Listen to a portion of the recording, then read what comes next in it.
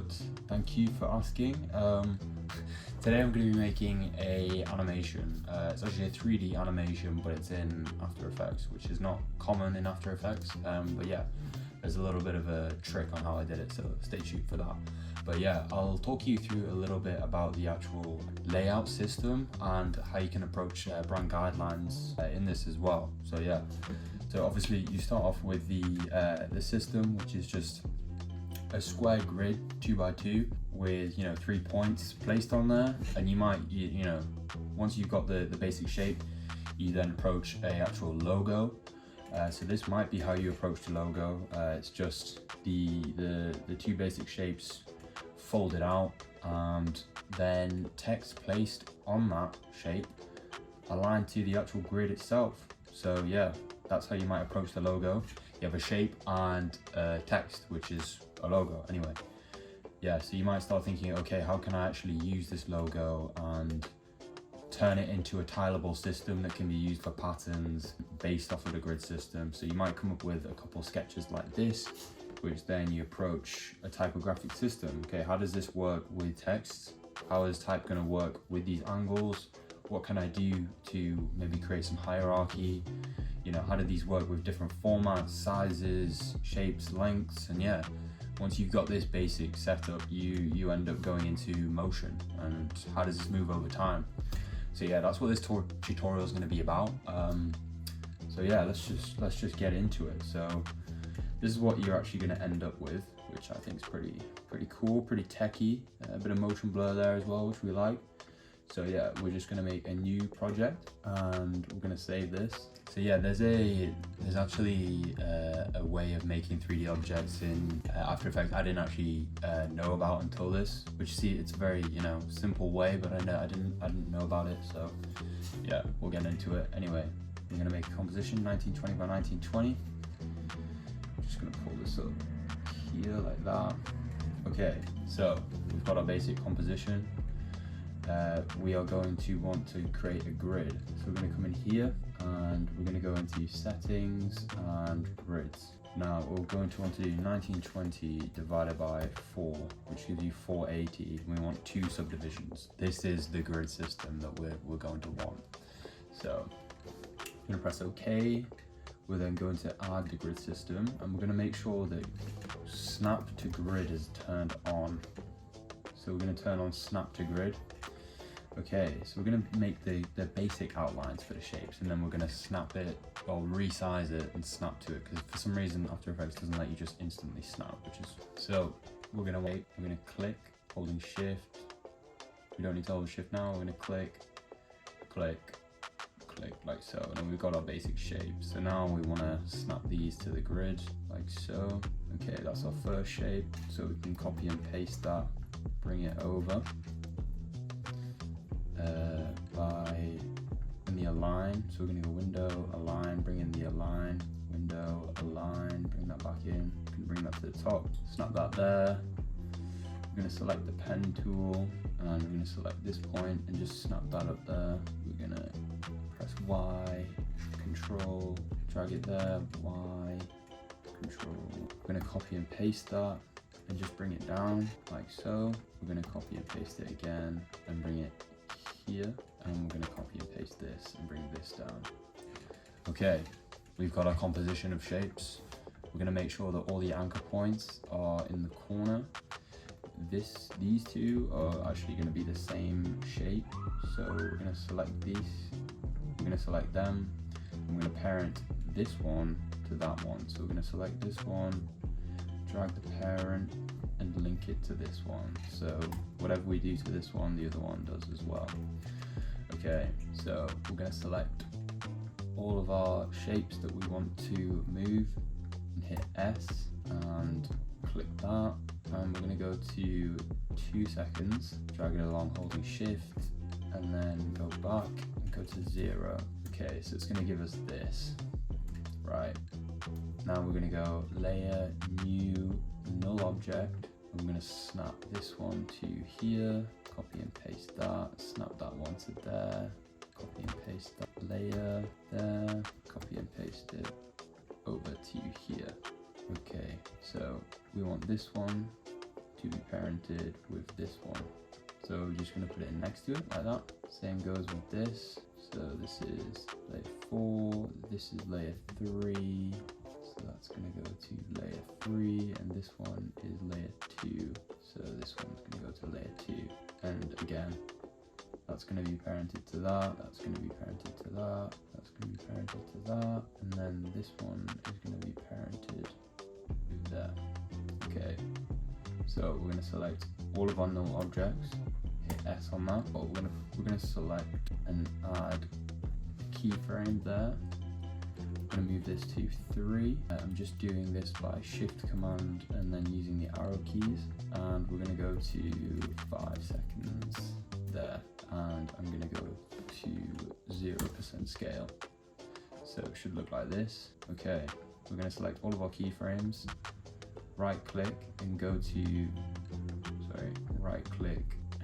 keyframe, assistant and easy ease. We're then going to go into the graph editor, select all of these points, move it along a little bit, move it along a little bit like that, and it should now move like this, which is great. I'm now going to shift command arrow key and move this one first. So I'm gonna just drag that, and then this one I'm gonna shift along like that. I'm just offsetting it ever so slightly. Do the same, so offsetting it like that. So we should get something that looks like this. Perfect. Okay, so I'm just gonna make sure they're all in the right order. Okay, so I'm gonna do Command A, press U to bring them all back in.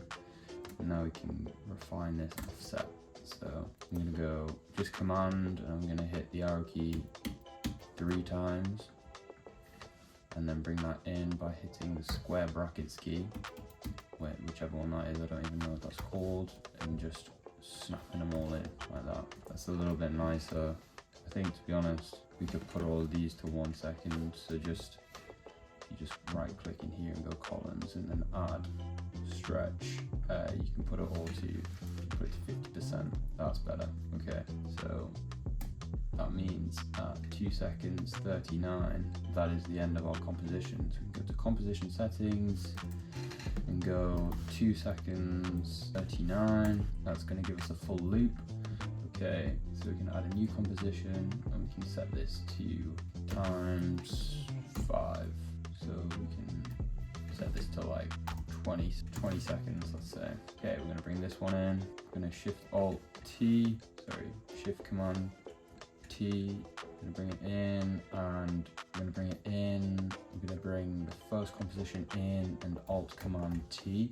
It's going to bring time remapping. We're going to alt click the timer and hit loop out like that.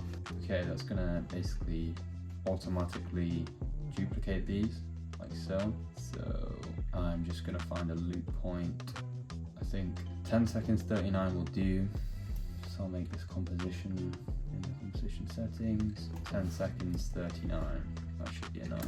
Okay, so we're going to go composition, create new composition, bring it in, scale 50, align it, do the same on this side, do the same on this side, do the same on this side. So they all should be aligned like so. Okay, I'm going to offset this one by 3. I'm going to bring it in. I'm just pressing the plus key.